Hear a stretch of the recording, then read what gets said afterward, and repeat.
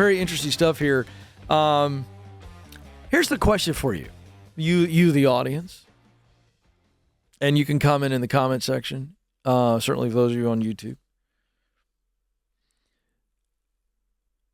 When you were younger, who did you look up to as a model of success? Some of you are young enough, you still kind of look up to people. Who do you look up to? Who did you look up to? Alex, I'll put you on the spot, and then I'll share one of mine.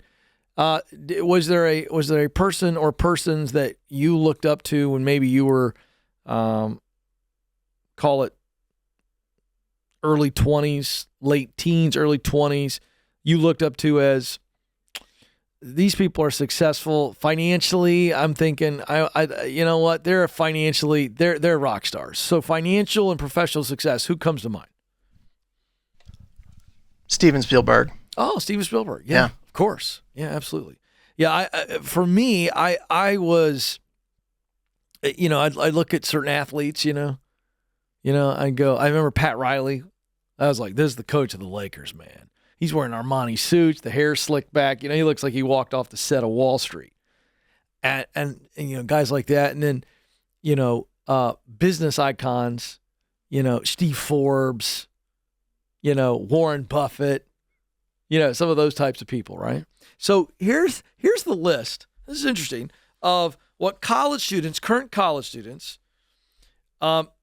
say are the people that they look up to as financial successes. It's pretty interesting. This was done, by the way, a study done by Morning Brew and Gin Lab. All right. And so they talked to 1,000 college students across the U.S. And each student was asked to name 3 people who embodied financial success. Have you seen this article already? All right. I was going to ask you to guess. And here's why. When I saw this morning, I was surprised by the top name. Very surprised. And I have a theory as to why I am surprised and why this person is at the top of the list. So here we go. 1,000 college students asked the question, name 3, your top 3 financial successes, people that you look up to as financial successes. Interestingly enough, Bill Gates, number 1. 50% of the college students said Bill Gates. Now, the reason that surprised me is number 2 is Jeff Bezos, and number 3 is Elon Musk. And at first pass, I thought to myself, well, Bezos owns Amazon. He's doing the space thing. He bought the Washington Post. He and his wife had the most expensive divorce ever. I thought, okay. I mean, like, his wife was a billionaire after the divorce. And I thought, okay, everybody's paying attention to the news. Elon Musk, I totally get. I mean, Elon Musk went from odd superhero as the Tesla founder to evil Darth Vader who took over Twitter, now known as X, and he's too conservative and, whatever. Well, Bill Gates has only been in the news over the last several years because of all of a sudden he was looked at as a vaccine expert and epidemiologist or whatever they call it. And he's been largely, criticized by people that are anti-vax. But I was surprised so clearly because, do any of these young people even use Microsoft products? Do you have a take on that? How many young millennials use Microsoft? Is it more than I realize? I'm thinking they're all Apple. Yeah, probably gamers. Oh, so PCs is the dominant. Oh, so PCs are dominant in gaming, and then I'm guessing that Xbox is considered to be a much better product than PlayStation. You're about to start a big debate now. I'm getting insight from young Andrew and Alex, the producer. I am a PlayStation guy. Make no mistake about it.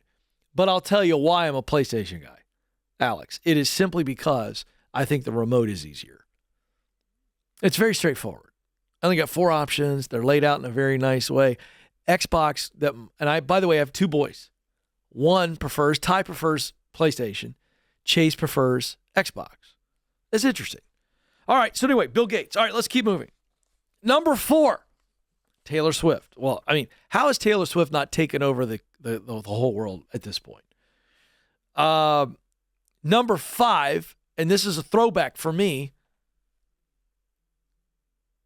Throwback for me is Warren Buffett. Warren Buffett's been rich for a very, very long time and been around forever. Mark Zuckerberg, 6, founder of Facebook. Oprah Winfrey, 7. Beyonce, 8. LeBron James, 9. Ryan Reynolds cracks the top 10. This guy has turned himself into quite the entrepreneur. Obviously, he's an A-list actor, but he has made some unbelievable purchases, namely the soccer club over in Wales. And that whole story has been really, really phenomenal. Bought a cell phone company. Ryan Reynolds has turned himself into, then he's got his gin. But can I just tell you, Alex, I was watching football Saturday, and Ryan Reynolds pops on the screen, and it wasn't your normal celebrity commercial. It was like just kind of a plain screen, and he's like, look, every other cell phone company in the world is going to tell you this, this, and this, and they're going to charge you this. He goes, not us. He just took a shot at all of them, and he's got a cell phone company. Guy's killing it. Makes the top 10.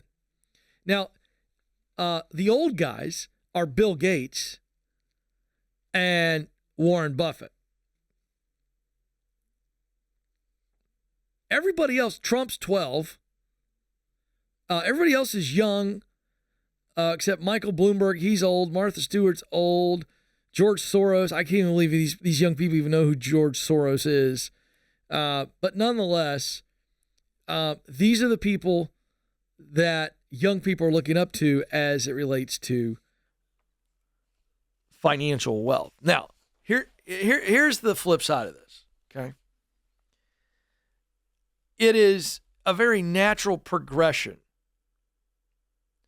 to think of the richest people, because all that list is a compilation of the richest, most powerful, and most notable, meaning well-known.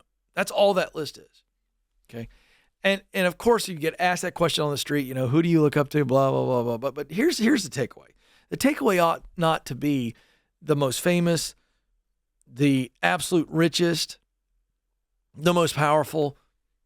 We ought to be looking up to people that we can actually connect to, that we could see a path to the life they live. And some of you'd say, Ken, I think that's aiming too low. I don't think it is. You could spend your whole life trying to be Oprah, and I think you're going to be really disappointed. You could spend your whole life trying to pick stocks like Warren Buffett, and you're going to be broke and homeless, living under a bridge. What about the doctor in your community? What about the business person that's been around a long time, very successful, and gives a lot of money away in your community?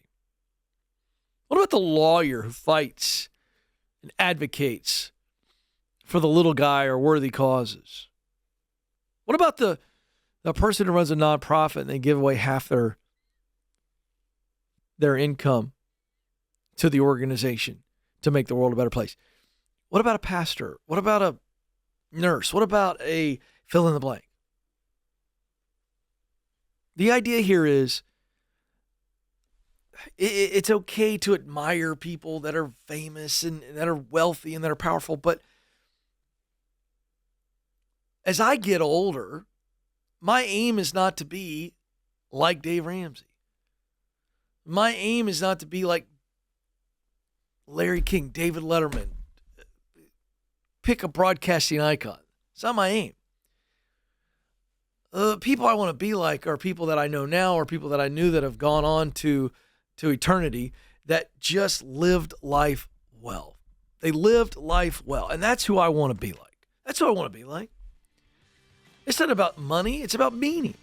We ought to be shooting for that. I think you're going to like where you land. This is the Ken Coleman Show.